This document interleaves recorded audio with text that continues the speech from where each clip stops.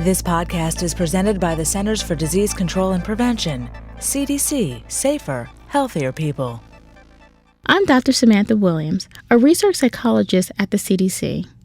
Today I'm speaking with John Logier, the Executive Director for the National Healthcare for the Homeless Council, a Nashville-based national membership organization that works in the area of homelessness and healthcare. John, can you tell me what impact homelessness has on the health of the United States? There's really a profound relationship between homelessness and poor health. Two important aspects of that are that homelessness results from people being sick in the first place.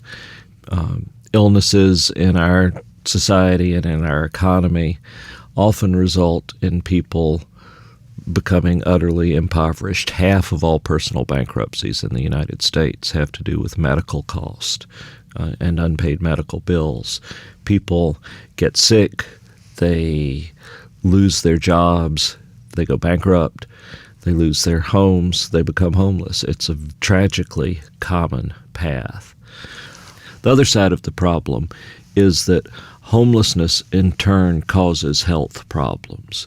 The exposures of homelessness are exposures to violence and to disease and to the elements, to poor nutrition, to lack of control over your daily life, and to the temptations of alcohol and drugs and tobaccos and all those risky behaviors that people engage in order to survive or in order to tolerate their living situation.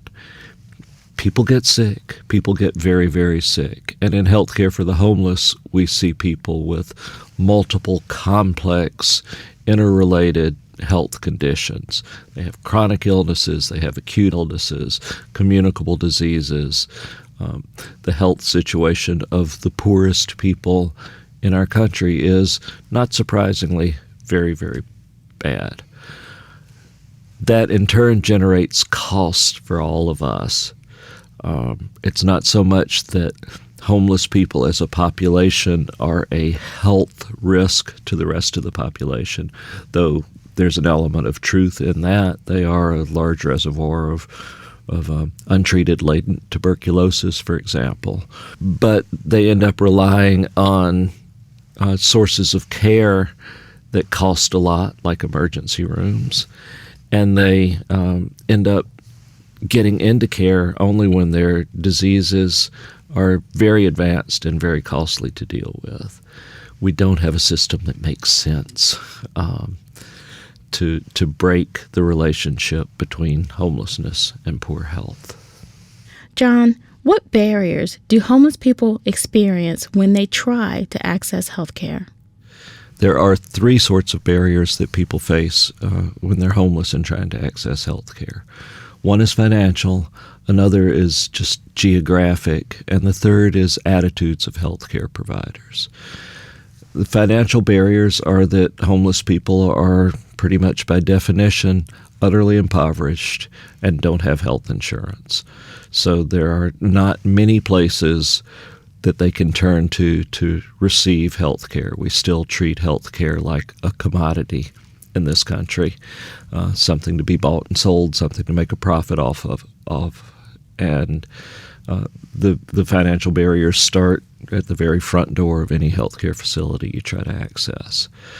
Geographic barriers are barriers of access.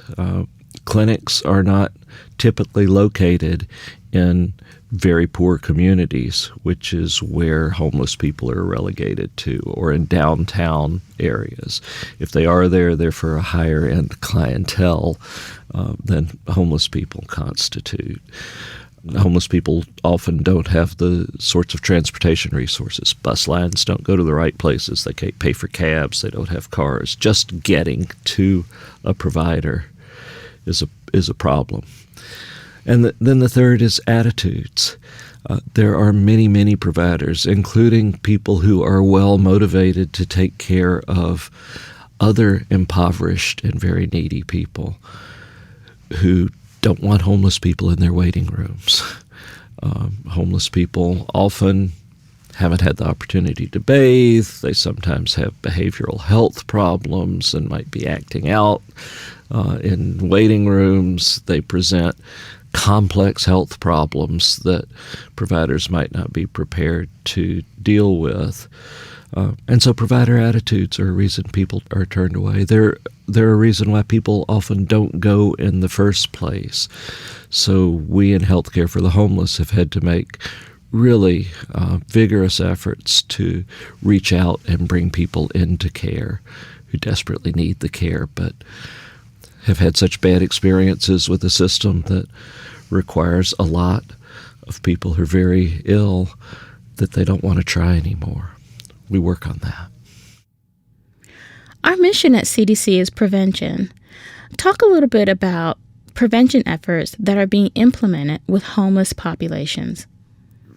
When we talk about prevention and homelessness, we need to talk about two things. We need to talk about preventing homelessness in the first place because of the health consequences that it carries.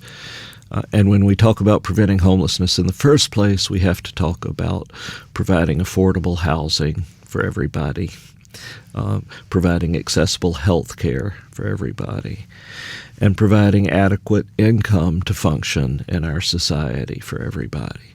We have failed on all three fronts so far. Therefore, we continue to have mass homelessness in this country that we didn't know 50 years ago. The other level of prevention is preventing among homeless people behaviors that result in deterioration of their own health. We have to focus on a number of issues there. Homeless people can be lured into risky behaviors, drug injection activities, trading sex for shelter, in order to get the resources that they need to survive. Part of that is preventing homelessness in the first place so that doesn't happen. They also engage in behaviors like smoking. There's studies that say that 98% of homeless people smoke cigarettes. We are trying in Healthcare for the Homeless to educate the clinicians who work in our field about the real hazards of tobacco smoking and about the possibilities that homeless people can stop smoking and can reduce their smoking behaviors. We're heavily invested in harm reduction. There are Healthcare for the Homeless programs that participate in needle exchange and in condom distribution and in putting out bleach kits and in using motivational interviewing techniques to reduce people's engaging in harmful behaviors like drinking. There's good evidence that motivational interviewing can reduce people's hurtful, self-harming behaviors. John, thank you for being with us during our inaugural Public Health and Homelessness Symposium at CDC.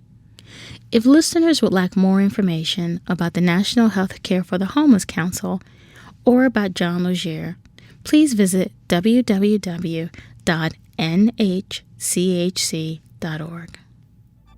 For the most accurate health information, visit www.cdc.gov or call 1-800-CDC-INFO 24. This podcast is presented by the Centers for Disease Control and Prevention, CDC, Safer, Healthier People. I'm Dr. Samantha Williams, a research psychologist at the CDC. Today I'm speaking with John Logier, the Executive Director for the National Health Care for the Homeless Council, a Nashville-based national membership organization that works in the area of homelessness and health care. John, what can public health practitioners and clinicians do to improve the health of the homeless population?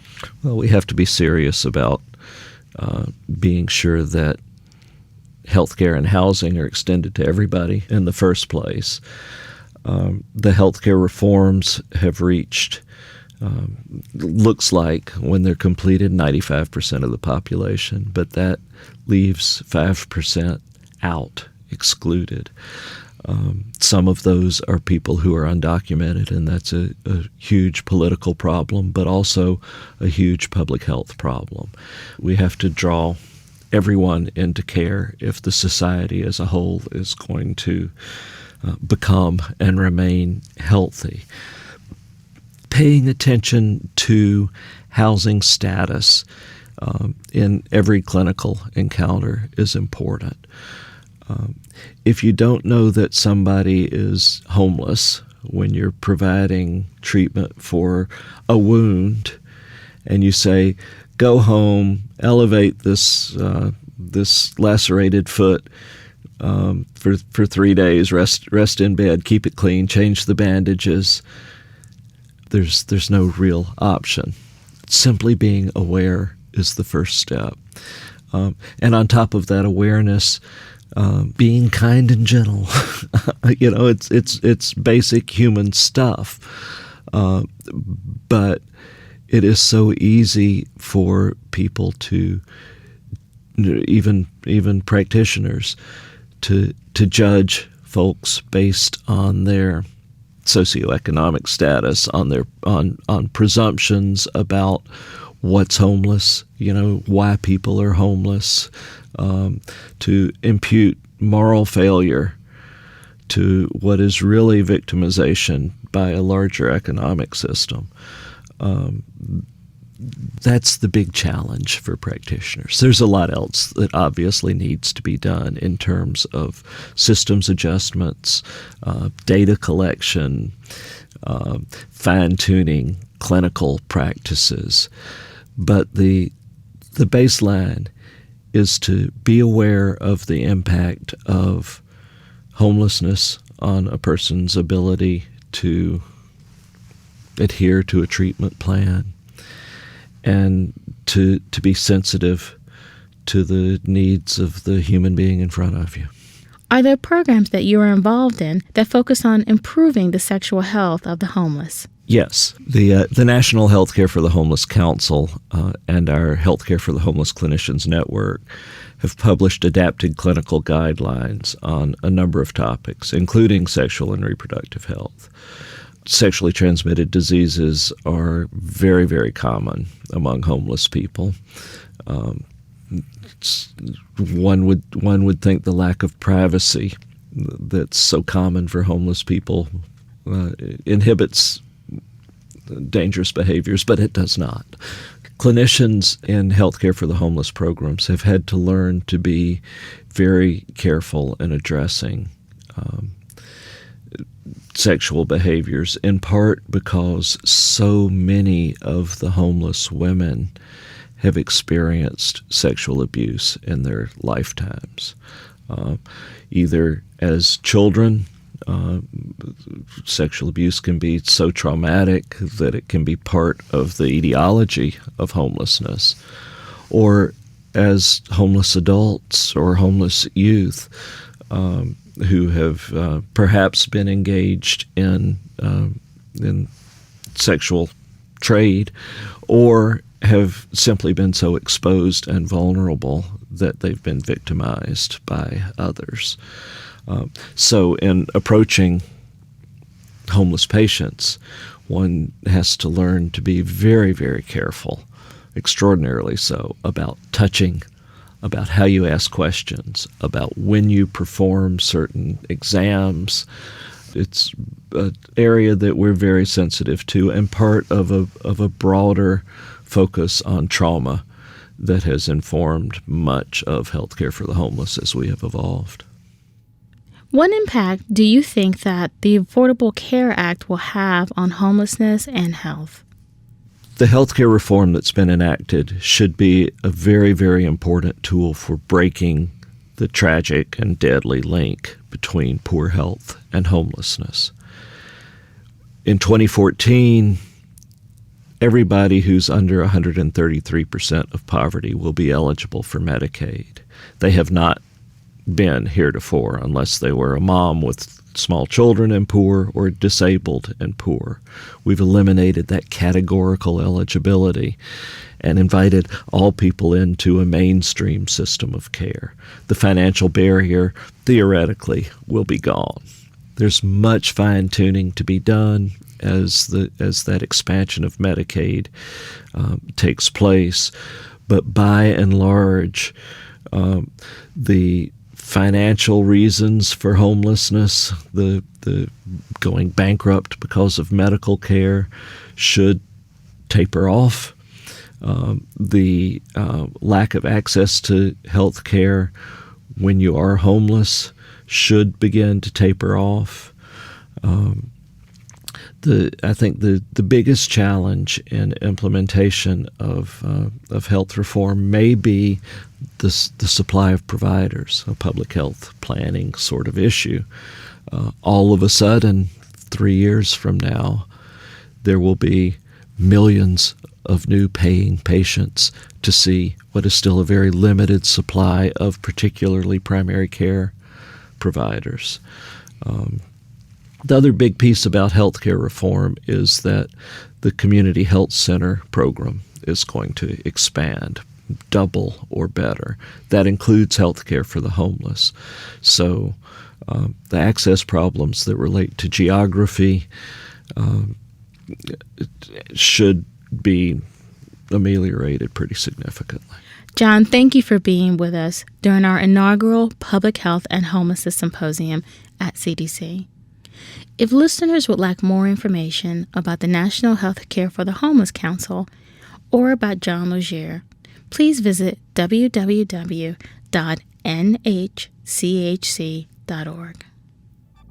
For the most accurate health information, visit www.cdc.gov or call 1-800-CDC-INFO 24/7.